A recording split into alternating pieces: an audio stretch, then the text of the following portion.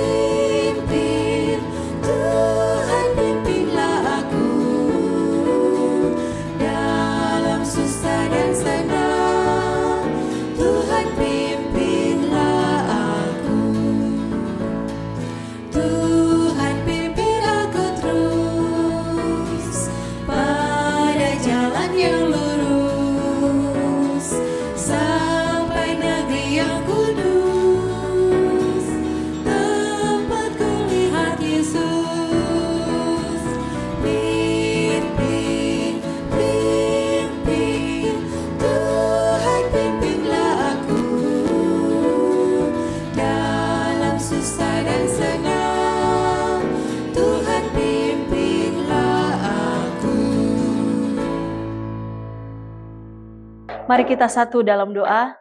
Ya Tuhan, Allah Bapa kami yang bertahta dalam kerajaan surga, terima kasih ya Tuhan, oleh karena kuasa-Mu saja pada malam hari ini, kami umat-umat-Mu masih dapat bisa menyaksikan lanjutan KKR dari Cornelius Media bersama dengan Konferensi Sulawesi Selatan, Barat, dan Tenggara. Ya Tuhan, kami menyerahkan semua yang akan mengambil bagian pada malam hari ini, terlebih khusus para pembicara, Ibu Febe Singon dan Bapak Fetli Singon, biarlah Engkau dapat menggunakan beliau agar dapat menyampaikan firman Tuhan dengan kuasa-Mu saja, dan kami yang mendengarnya bisa mendapatkan berkat dari firman itu ya Tuhan. Terima kasih ya Tuhan, berkati acara sepanjang malam hari ini. Inilah doa dan harapan kami, dalam nama Yesus kami berdoa, amin. Shalom, selamat malam sahabat umat Tuhan di mana saja Anda berada. Saudara-saudara yang kekasih, saat ini saya akan membagikan sedikit tips bagaimana mengelola keuangan keluarga.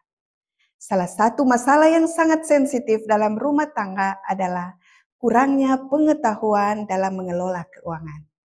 Mengelola keuangan keluarga dengan baik tidak hanya membuat keuangan lebih teratur, tapi juga membuat hubungan pernikahan lebih baik. Pertanyaannya, mana lebih memuaskan dan menyenangkan, berbelanja sesuai kebutuhan atau belanja sesuai keinginan? Tentu saja jawaban kita berbeda-beda. Dan kenyataannya, orang cenderung berbelanja untuk memuaskan keinginannya. Dan jika tidak terkendali, ini akan sangat membahayakan rumah tangga kita, sehingga penting untuk memanage atau mengatur keuangan keluarga kita. Arti manajemen, perencanaan, penyusunan dan pengawasan sumber daya untuk mencapai tujuan yang sudah ditetapkan. Penting bagi kita untuk menerapkan ini dalam mengatur keuangan dalam rumah tangga, sehingga kita boleh mencapai tujuan atau target yang sudah disepakati bersama.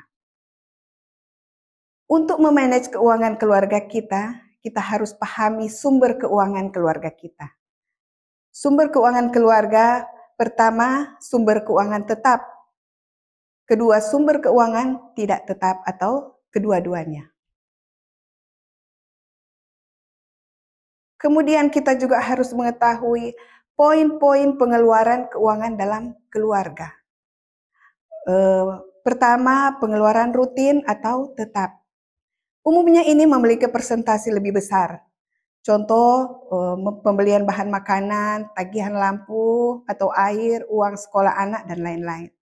Kemudian pengeluaran sebagai tabungan atau untuk masa depan. Ini juga wajib dan harus disepakati bersama suami istri nominal yang bisa disisihkan. Ketiga, pengeluaran tak terduga. Contoh, biaya berobat jika tiba-tiba sakit, atau terjadi kerusakan kendaraan, atau perbaikan perlengkapan rumah, dan lain sebagainya. Ini bisa disebut juga sebagai dana darurat. Keempat, pengeluaran untuk meningkatkan kualitas perlengkapan hidup. Untuk poin ini saya rasa berbeda ukurannya untuk setiap orang, tetapi ini juga harus direncanakan dengan baik karena kita justru sering terjebak dalam tuntutan ini. Kelima, pengeluaran yang berhubungan dengan kegiatan gereja atau rohani. Ini harus disisihkan sebagai prioritas. Kemudian prinsip perencanaan keuangan keluarga. Pertama, belanja lebih kecil dari pendapatan. Ini sangat penting. Ada baiknya kita melihat kondisi keuangan kita secara realistis, sehingga dalam menyusun perencanaan keuangan keluarga kita, kita dapat menyesuaikan dengan kondisi keuangan kita. Berikut ini beberapa contoh meminimais pengeluaran agar tidak melebihi penghasilan yang masuk. Pertama, belanja dalam kemasan besar. Membeli dalam jumlah besar, misalnya lusinan, biasanya jauh lebih hemat dari membeli satuan. Tapi kita juga harus pastikan barang atau bahan ini memiliki usia penyimpanan yang cukup lama. Kemudian masak sendiri, kurangi kebiasaan makan di luar, gunakan alat hemat listrik, gunakan alat masak untuk ukuran yang tepat, dan jangan anggap remeh pengeluaran-pengeluaran yang kecil, gunakan catatan belanja. Ya, sudah pasti ini akan sangat menolong untuk berhemat. Kemudian belanja waktu diskon. Kita bisa manfaatkan diskon, tapi kita juga harus bijak. Sekalipun itu adalah barang diskon, sebaiknya itu adalah barang yang benar-benar dibutuhkan. Kemudian gunakan daftar belanja. Kita harus buat daftar belanja agar lebih disiplin dalam mengeluarkan uang.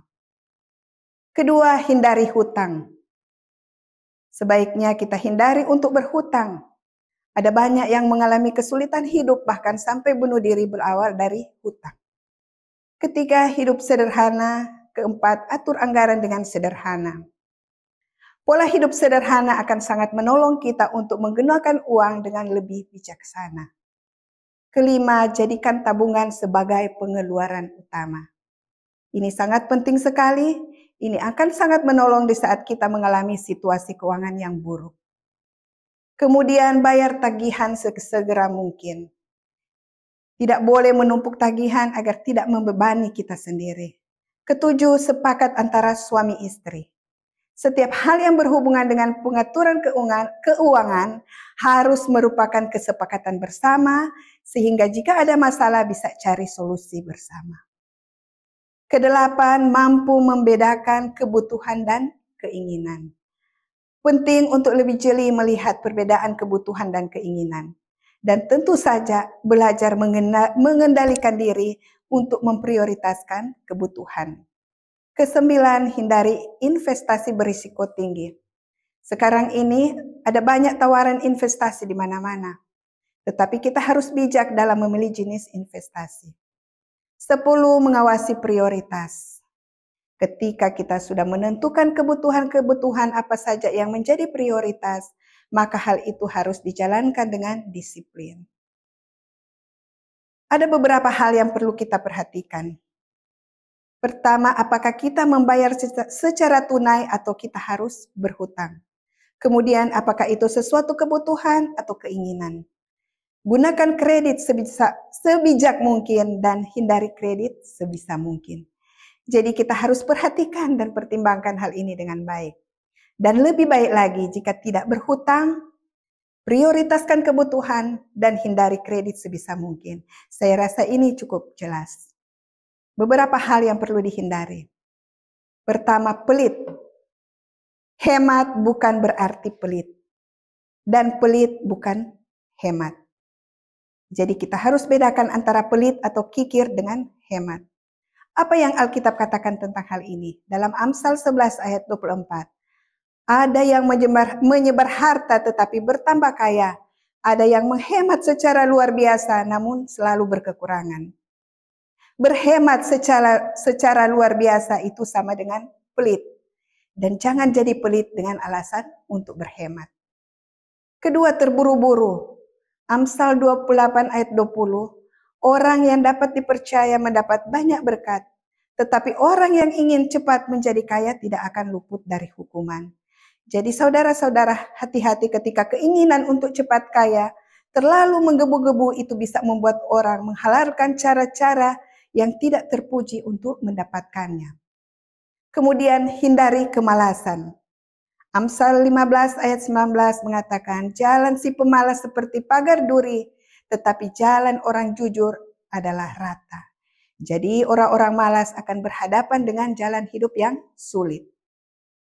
Kemudian masih berhubungan dengan kemalasan, Pengkhotbah 10 ayat 18 mengatakan, oleh karena kemalasan runtuhlah atap, dan oleh karena kelambanan tangan bocorlah rumah.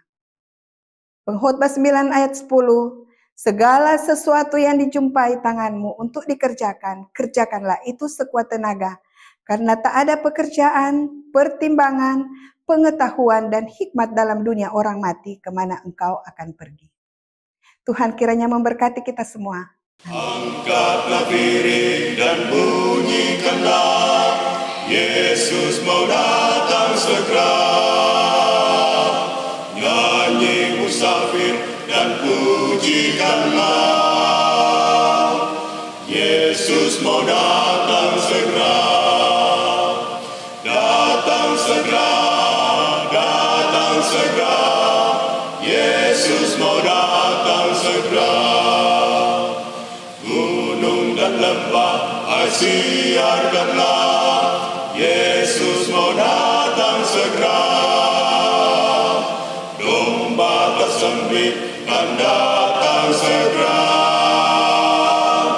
Yesus mau datang segera. Datang segera, datang segera, Yesus mau datang segera. Bangsa amarah itu tandanya, Yesus mau datang segera. Pengetahuan bertambah-tambah, Yesus mau datang segera. Datang segera, datang segera, Yesus mau datang segera. Datang segera, datang segera, Yesus mau datang segera.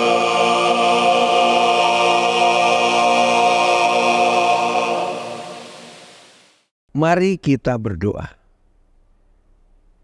Bapa kami yang berdiam di takhta kemuliaan sorga, kami datang lagi kepadamu, kami bersyukur, kami berterima kasih karena Engkau sungguh baik, sudah memelihara kami, menjaga kami, mencurahkan berkat-berkat yang limpah dalam kehidupan kami. Kami datang lagi memuji Engkau ya Tuhan, Kami datang lagi memuliakan Engkau. Namun kami sadar kami manusia berdosa, banyak kekurangan, banyak dosa yang kami buat. Kiranya Engkau mau mengampuni kami.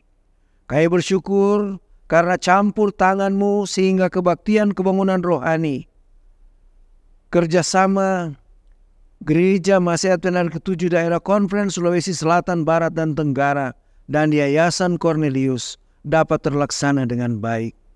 Kiranya kuasa-Mu akan menjadi bagian kami semua, sehingga kami dapat mengikuti acara ini dengan baik, hanya untuk kemuliaan dan kehormatan bagi nama Tuhan. Mendoakan khusus hamba Tuhan, Bapak Fetli Singon, yang akan membawakan firman-Mu. Kiranya Engkau mengurapi dia. Berkati pikirannya, lidahnya, kata-katanya. Biarlah apa yang dia bawakan dapat menjadi kekuatan kepada kami semua, sehingga kami benar-benar hanya berharap sungguh hanya kepada-Mu ya Tuhan. Saat ini berdoa untuk semua anak-anak Tuhan yang sedang berbakti bersama. Kiranya berkat-berkat sorga akan melimpah di dalam kehidupan semua anak Tuhan. Mendoakan mereka yang sedang bergumul, yang sedang sakit, baik di rumah ataupun di rumah sakit. Kiranya Tuhan jamah mereka, sembuhkan mereka, agar mereka tidak terhalang untuk datang memuji memuliakan Tuhan. Mendoakan anak-anak-Mu yang sedang bergumul dalam dunia pendidikan, berikan selalu keberhasilan kepada mereka. Yang sedang mencari pekerjaan, Tuhan kiranya berikan itu kepada mereka oleh bantuan-Mu ya Tuhan. Mereka dapat bersuka cita karena dengan pekerjaan yang mereka miliki, mereka dapat selalu memuji memuliakan akan nama Tuhan. Mendoakan anak-anak kami yang saat ini berusaha untuk menemukan pasangan hidup.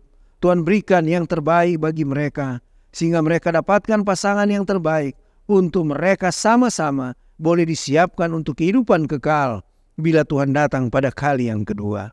Mendoakan apapun pergumulan yang sedang dihadapi oleh anak-anak Tuhan pada saat ini, kiranya Tuhan datang melawat membantu mereka, sehingga mereka benar-benar dapat selalu memuliakan akan Engkau ya Tuhan. Mendoakan pemerintah dan negara kami, berkati Bapak Presiden, Wakil Presiden, mendoakan para menteri dan semua pemerintahan yang ada sampai ke pelosok desa. Kiranya Tuhan urapi mereka dengan kuasa-Mu, sehingga dapat memimpin kami dengan baik, dan kami dapat kesempatan selalu untuk memuji memuliakan akan Tuhan. Terima kasih karena Engkau mendengarkan permohonan kami. Terima kasih karena Engkau bersedia menjawab sesuai dengan kemurahan-Mu ya Tuhan. Karena kami sudah berdoa hanya di dalam nama Tuhan Yesus yang telah menjadi penebus dan juru selamat kami yang hidup. Haleluya. Amin. Terpujilah nama Tuhan. Saat ini kita akan mendengarkan sabda firman Tuhan yang akan disampaikan oleh Bapak Fetli Singon SEMM. Menikah dengan Ibu Feibu Kaulusan, keluarga Singon Kaulusan dikaruniai Tuhan 3 orang anak. Dan Bapak Fetli saat ini melayani sebagai bendahara Gereja Masih Advent Hari ke-7 Daerah Konferensi Sulawesi Selatan, Barat, dan Tenggara. Judul firman Tuhan pada malam ini adalah Bahagia dalam Pengharapan. Mari kita nyanyikan bersama-sama lagu tema Happiness is the Lord. Happiness is to know the Savior living a life within His favor, having a change in my behavior. Happiness is the Lord. Happiness is a new creation, Jesus and me in close relation, having a part in His salvation. Happiness is the Lord. Real joy is mine, no matter if teardrops start. I found the secret, it's Jesus in my heart. Happiness is to be forgiven, living a life that's worth the living, taking a trip that leads to heaven. Happiness is the Lord.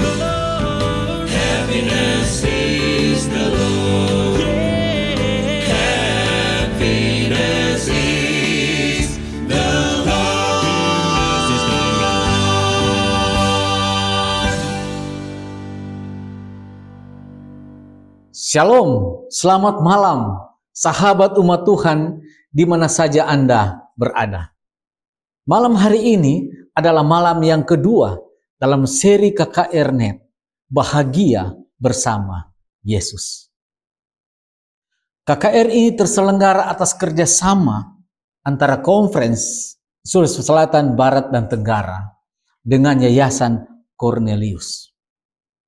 Sepanjang seri KKR ini, kita belajar untuk menemukan atau memperoleh kebahagiaan di dalam Yesus.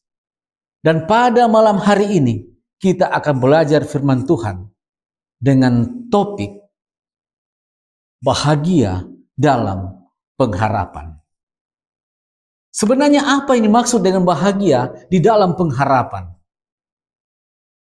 Dalam Titus 2 ayat 11 sampai 13, karena kasih karunia Allah yang menyelamatkan semua manusia sudah nyata, Ia mendidik kita supaya kita meninggalkan kefasikan dan keinginan-keinginan duniawi, dan supaya kita hidup bijaksana, adil dan beribadah di dalam dunia sekarang ini, dengan menantikan pengharapan kita yang penuh bahagia dan penyataan kemuliaan Allah yang maha besar dan juru selamat kita, Yesus Kristus.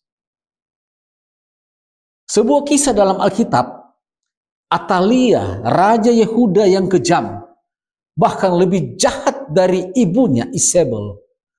Ketika putranya Ahazia meninggal, ia segera mengambil alih kekuasaan kerajaan dengan mengeksekusi semua cucunya yang mungkin akan memerintah sebagai penggantinya. Tetapi Yoseba, saudara perempuan Ahazia, mengambil Yoas anak Ahazia, dan mereka menyembunyikan dia dari hadapan Atalia sehingga ia tidak dibunuh. Maka bersembunyilah ia bersama-sama dengan dia di dalam rumah Tuhan 6 tahun lamanya. Dan Atalia menjadi raja atas negeri itu. 2 Raja-Raja 11 ayat 2 dan 3. Selama 6 tahun, hanya segelintir orang yang dipercaya yang tahu bahwa anak raja itu hidup dan bersembunyi di bait Allah. Yoyada, sang imam besar, mengasihi dan mendidik Yoas muda seperti anaknya sendiri. Selama 6 tahun, Yoyada merencanakan dan berdoa untuk saat yang tepat untuk mempersembahkan ahli waris yang sah ini kepada rakyat. Akhirnya, imam tua ini secara diam-diam memanggil para panglima yang terpercaya dalam pasukan dan menunjukkan kepada mereka bahwa putra bungsu Ahazia masih hidup. Mereka memutuskan untuk menunggu sampai hari Jumat malam, ketika semua orang setia akan datang ke bait suci untuk beribadah di hari Sabat, untuk mempersembahkan raja muda itu kepada mereka. Dengan ratusan tentara bersenjata di setiap sisi, Yoyada membawa pewaris tahta Daud ke hadapan orang banyak dan memperkenalkannya. Pada awalnya, rakyat tercengang. Tetapi ketika mereka melihat mahkota kerajaan diletakkan di kepalanya, mereka bertepuk tangan dan berkata, Tuhan menyelamatkan raja. 2 Raja-Raja 11 ayat 12. Ketika Atalia yang jahat mendengar bunyi sangkakala dan semua orang bersorak-sorai, ia berlari ke dalam bait suci hanya untuk mengetahui bahwa pemerintahannya yang penuh teror telah berakhir. Pada hari itu juga, dia dan para pengikutnya dibunuh dan Yoas diberi kerajaan. Seseorang yang tiba-tiba muncul pada hari itu, yaitu Yoas, keturunan Daud. Dialah raja baru bagi Yehuda. Saudaraku yang kekasih, tahukah kita bahwa Alkitab menginformasikan dengan jelas bahwa putra Daud yang lain akan segera muncul dari bait suci surgawi di tengah-tengah penipuan sangkakala untuk menerima kerajaannya yang sah dan menghancurkan orang-orang jahat. Pertanyaannya menarik bagi kita, saudara. Siapakah raja yang akan segera keluar dari Ka'bah di surga itu? Wahyu 14 ayat 14. Dan aku melihat sesungguhnya ada suatu awan putih, dan di atas awan itu duduk seorang seperti anak manusia dengan sebuah mahkota emas di atas kepalanya. Apakah Yesus yang adalah raja yang datang dari surga akan datang diam-diam ketika dia kembali?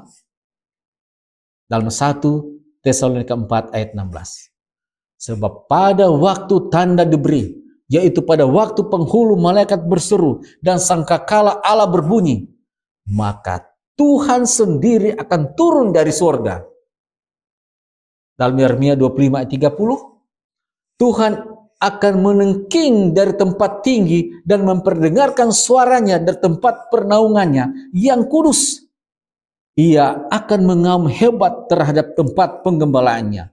Suatu pekik seperti yang dipekikkan pengirit-pengirit buah anggur terhadap segenap penduduk bumi. Dalam Mazmur 50 ayat 3, Allah kita datang dan tidak akan berdiam diri. Sekelilingnya bertiup badai yang dahsyat. Bergelora berarti bergolak dan penuh badai. Kedatangan Yesus yang kedua kali jelas akan sangat berisik dan tidak dapat digambarkan. Dan kedatangannya bukan dengan rahasia atau diam-diam. Pertanyaan yang ketiga, bukti fisik lain apakah yang akan menyertai kedatangan Yesus yang kedua kali?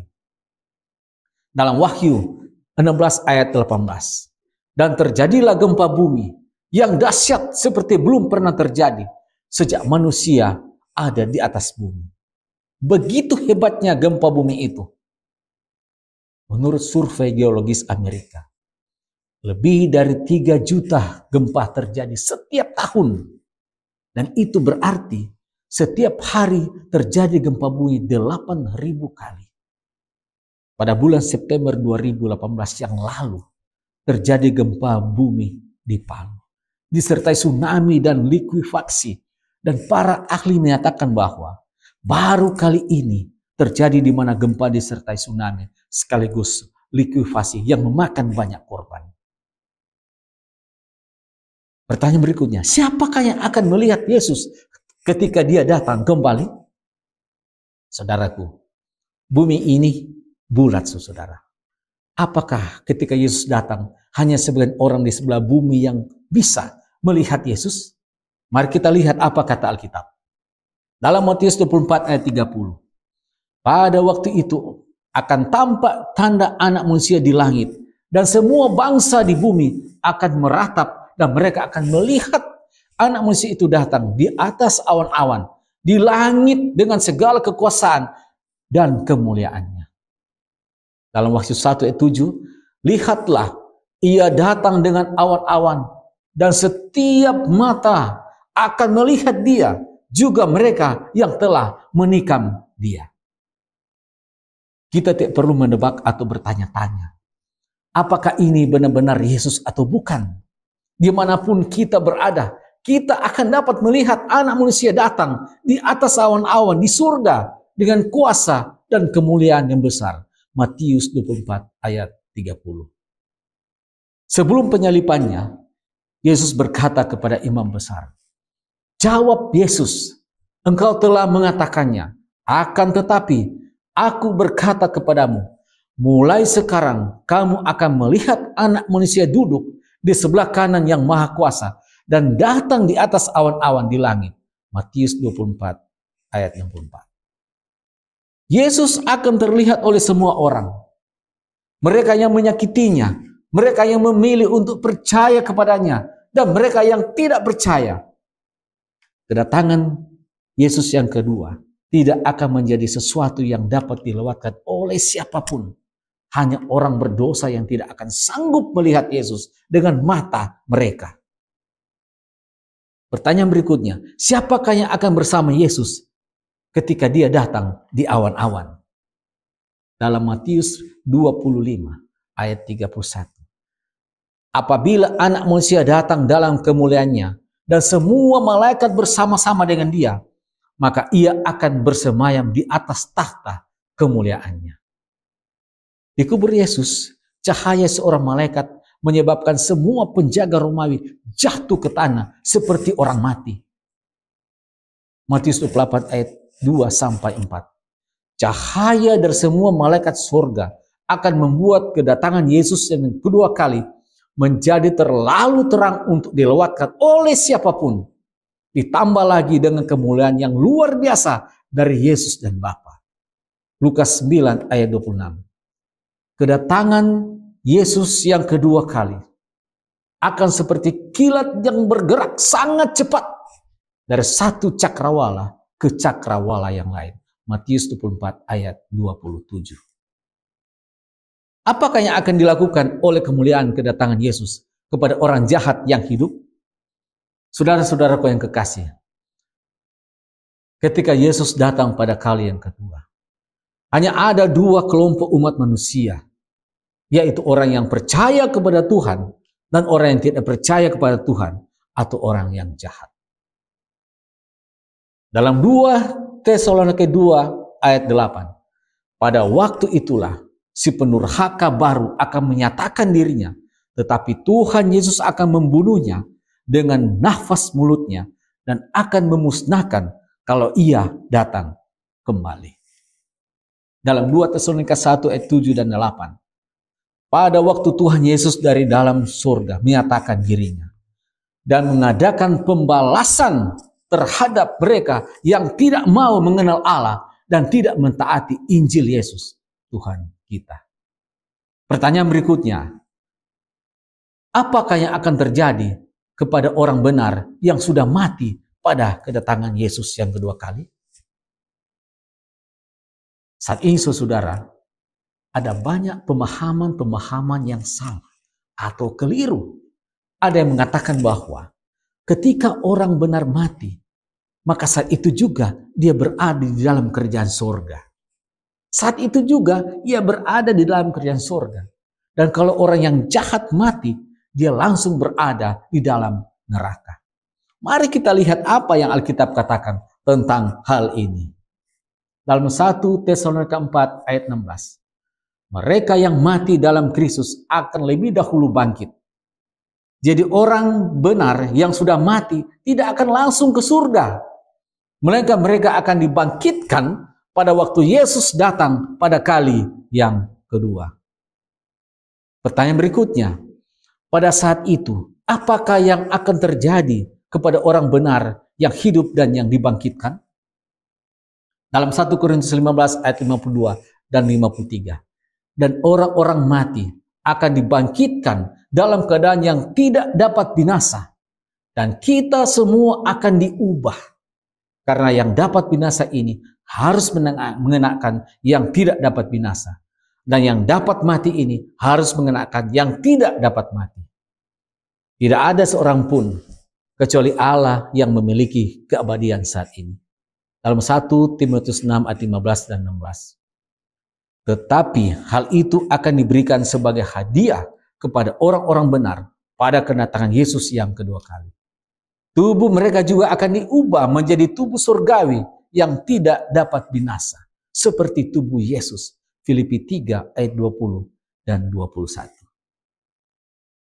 Pertanyaan berikutnya, sesudah diubahkan, apakah yang akan terjadi kepada orang yang benar? Dalam 1 Tesalonika 4 ayat 17. Sesudah itu, kita yang hidup, yang masih tinggal, akan diangkat bersama-sama dengan mereka dalam awan menyongsong Tuhan di angkasa. Orang-orang kudus Allah akan bertemu dengan Tuhan di angkasa. Yesus tidak menyentuh bumi pada kedatangannya yang kedua kali. Jadi dia tidak akan muncul di bumi seperti yang dipercayai banyak orang. Kedatangannya yang kedua kali akan merupakan penampakan di langit, bukan di bumi. Jadi Yesus tidak akan turun menyentuh bumi ini, tetapi dia tetap berada di angkasa. Dan kita yang akan naik ke angkasa bertemu dengan Yesus. Pertanyaan berikutnya, apakah amaran khusus yang Yesus berikan tentang kedatangannya yang kedua kali? Dalam Matius 24 ayat 5. Sebab banyak orang akan datang dengan memakai namaku dan berkata, Akulah Mesias, dan mereka akan menyesatkan banyak orang. Dalam Matius 24 ayat 24 dan 26, sebab Mesias palsu dan nabi-nabi palsu akan muncul dan mereka akan mengadakan tanda-tanda yang dahsyat dan mujizat-mujizat sehingga sekiranya mungkin mereka menyesatkan orang-orang pilihan juga. Jadi, apabila orang berkata kepadamu, lihat ia ada di dalam bilik, janganlah kamu percaya. Setan akan meniru kedatangan Kristus yang kedua kali dengan menampakkan diri di bumi sebagai makhluk yang mulia. Dan dia akan menipu miliaran orang. Yesus telah memperingatkan kita bahwa dia tidak akan menyentuh bumi sama sekali pada kedatangannya yang kedua kali. Melainkan akan tetap berada di angkasa. Tipu daya setan yang memukau akan begitu meyakinkan sehingga kebanyakan orang akan tertipu. Jadi saudara-saudaraku, kalau berita-berita tentang penampakan Yesus di suatu tempat seperti pada tanggal 26 Maret tahun 1999, di mana katanya Yesus menampakkan diri di Manado atau di mana saja, di belahan dunia mana. Jangan pernah percaya, saudara. Amaran Yesus, jangan kamu percaya. Apakah yang akan melindungi orang benar agar tidak disesatkan? Yesaya 8 ayat 20. Carilah pengajaran dan kesaksian. Siapa yang tidak berbicara sesuai dengan perkataan itu, maka baginya tidak terbit fajar. Umat Allah tidak akan tertipu. Karena mereka akan tahu dari mempelajari firman Allah tentang bagaimana Yesus akan datang. Dalam Kisah Para Rasul 17 ayat 11. Segala sesuatu yang muncul yang tidak sesuai dengan kitab suci adalah palsu dan harus ditolak. Yesus telah memperingatkan bagi saudara dan saya. Matius 4 ayat 25. Camkanlah, aku sudah mengatakannya terlebih dahulu kepadamu. Bolehkah kita pergi melihat Kristus palsu? Matius 24 ayat 26. Jadi apabila orang berkata kepadamu, lihat ia ada di padang gurun, janganlah kamu pergi ke situ. Atau lihat ia ada di dalam bilik, janganlah kamu percaya. Dapatkah kita mengetahui waktunya Yesus datang kembali? Dapatkah kita tahu jam atau hari kedatangannya atau tanggal berapa, bulan apa, tahun berapa? Dalam Matius 24 ayat 33. Demikian juga, jika kamu melihat semuanya ini, ketahuilah bahwa waktunya sudah dekat. Sudah di ambang pintu. Dalam Matius 24 ayat 36. Tetapi tentang hari dan saat itu, tidak seorang pun yang tahu. Malaikat-malaikat di surga tidak. Anak pun tidak, hanya Bapa sendiri. Hanya Tuhan yang tahu waktu yang tepat untuk kedatangan kedua kalinya. Semua penetapan tanggal tidak sesuai dengan Alkitab. Tetapi Yesus menegaskan bahwa ketika kita melihat tanda-tanda kedatangannya digenapi. Dalam Matius 24 ayat 4-51. Lukas 11 ayat 8-33. Dan 2 Timotius 3 ayat 1-8. Kita dapat mengetahui bahwa kedatangannya sudah sangat dekat. Bahkan sudah di ambang pintu. Apakah yang akan dilakukan para malaikat pada kedatangan Yesus yang kedua kali? Dalam Matius 24 ayat 31. Dan ia akan menyuruh keluar malaikat-malaikatnya. Dan mereka akan mengumpulkan orang-orang pilihannya dari keempat penjuru bumi. Dari ujung langit yang satu ke ujung langit yang lain. Kita melihat gambar ini, saudara. Saya bisa membayangkan beribu-ribu bahkan berlaksa-laksa malaikat mengumpulkan umat-umat Tuhan dari timur, barat, utara, dan selatan bertemu dan menyongsong Tuhan di angkasa. Satu momen yang tak dapat dilukiskan dengan kata-kata. Malaikat pelindung saudara dalam Matius 18 ayat 10, mungkin akan menjadi orang yang pertama yang menyambut saudara pada saat Yesus datang kembali. Sungguh suatu pemikiran yang penuh berkat. Tidak heran jika Alkitab menyebutkan kedatangan Yesus yang kedua kali sebagai pengharapan yang penuh berkat. Titus 2 ayat 13. Pertanyaan berikutnya, bagaimanakah kita menghubungkan hidup kita dengan peristiwa yang mulia ini? Dalam Matius 24 ayat 4, sebab itu, hendaklah kamu juga siap sedia, karena Anak Manusia datang pada saat yang tidak kamu duga. Dalam 2 Petrus 3 ayat 10, hari Tuhan akan tiba seperti pencuri. Siapa yang tahu kalau pencuri akan datang ke rumah saudara? Dan kita harus siap sedia saat hari itu tiba. Apakah upah yang diberikan kepada orang benar pada kedatangan Yesus yang kedua kali? Dalam Wahyu 22 ayat 12. Sesungguhnya aku akan datang segera dan aku membawa upahku untuk membalaskan kepada setiap orang menurut perbuatannya. Manusia akan diselamatkan oleh kasih karunia. Tetapi dihargai berdasarkan perilaku mereka, bukan berdasarkan pengakuan mereka. Matius 7 ayat 21 sampai 23. Pertanyaan berikutnya, apakah reaksi orang yang tidak percaya pada kedatangan Yesus yang kedua kali? Apa reaksi orang yang tidak percaya pada kedatangan Yesus yang kedua kali? Dalam Wahyu 6 ayat 15 sampai 17. Dan raja-raja di bumi dan pembesar-pembesar serta perwira-perwira dan orang-orang kaya serta orang-orang berkuasa dan semua budak serta orang merdeka berkata, runtuhlah menimpa kami dan sembunyikanlah kami terhadap Dia yang duduk di atas tahta. Sebab sudah tiba hari besar murka mereka. Dan siapakah yang dapat bertahan? Selama gempa bumi terakhir yang menghebohkan ini, orang-orang jahat yang diliputi ketakutan akan lebih memilih batu-batu dan gunung-gunung untuk menimpa mereka daripada menghadapi Raja Yesus tanpa persiapan. Apakah yang akan dikatakan oleh orang percaya ketika Yesus datang? Apa yang mereka katakan, saudara? Dalam Yesaya 25 ayat 9.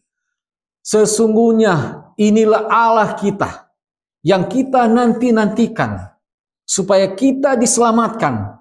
Marilah kita bersorak-sorak dan bersukacita oleh karena keselamatan yang diadakannya.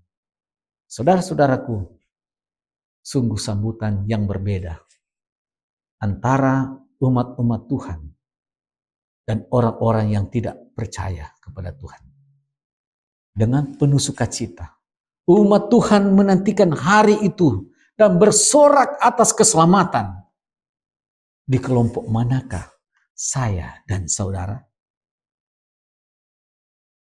Pertanyaan berikutnya, apakah tujuan utama kedatangan Yesus yang kedua kali? Apa tujuan utama, saudara? Dalam Yohanes 14 ayat 3. Aku akan datang kembali dan membawa kamu ke tempatku, supaya di tempat di mana aku berada, kamu pun berada. Tujuan Yesus yang paling mendebarkan dalam kedatangannya kembali ke dunia adalah untuk membawa anak-anaknya ke rumah yang mulia yang telah Dia persiapkan bagi mereka. Tidak ada lagi air mata, penderitaan, tidak ada sakit, penyakit, bahkan tidak ada lagi kematian. Sebaliknya, saudara, sukacita dan damai sejahtera yang tak terkatakan selamanya. Saudaraku yang kekasih, ada kebahagiaan di dalam pengharapan akan kedatangan Yesus yang kedua kali. Yesus akan datang segera. Datang menjemput kita, menjemput Anda dan saya. Dan hal ini adalah suatu kepastian. Pertanyaannya, maukah saudara bersedia sekarang untuk bertemu dengan Dia? Mari kita tunduk kepala dan kita berdoa. Terima kasih Tuhan untuk janji kedatangan-Mu yang kedua kali. Kami yakin dan percaya kedatangan-Mu adalah satu kepastian. Kami merindukan hari itu ya Tuhan. Tolonglah kami untuk dapat mempersiapkan diri kami, mempersiapkan anak-anak kami, mempersiapkan saudara-saudara kami, mempersiapkan keluarga kami bagi kedatangan-Mu yang kedua kali. Inilah doa kami ya Tuhan. Di dalam nama Yesus Tuhan dan Juru Selamat kami. Amin. Puji Tuhan atas pekabaran firman Tuhan yang boleh kita dengarkan. Kiranya berkat Tuhan tetap menjadi bagian kita semua, terlebih khusus bagi umat Tuhan yang telah mengikuti KKR pada malam hari ini. Kami tetap mengundang Anda sekalian untuk kembali bergabung besok malam pada pukul 19.00 waktu Indonesia Tengah melalui live streaming di YouTube channel dan Facebook Cornelius Media dengan judul Firman Tuhan, Bahagia dengan Pengetahuan, yang akan disampaikan oleh Pendeta Michael Pasoloran, MTH. Terima kasih untuk kebersamaan kita pada malam hari ini, sehingga seluruh rangkaian KKR boleh terlaksana dengan baik. Saya mewakili panitia dan kru yang bertugas pamit undur diri. Tuhan Yesus memberkati kita semua dan sampai berjumpa besok malam. Shalom.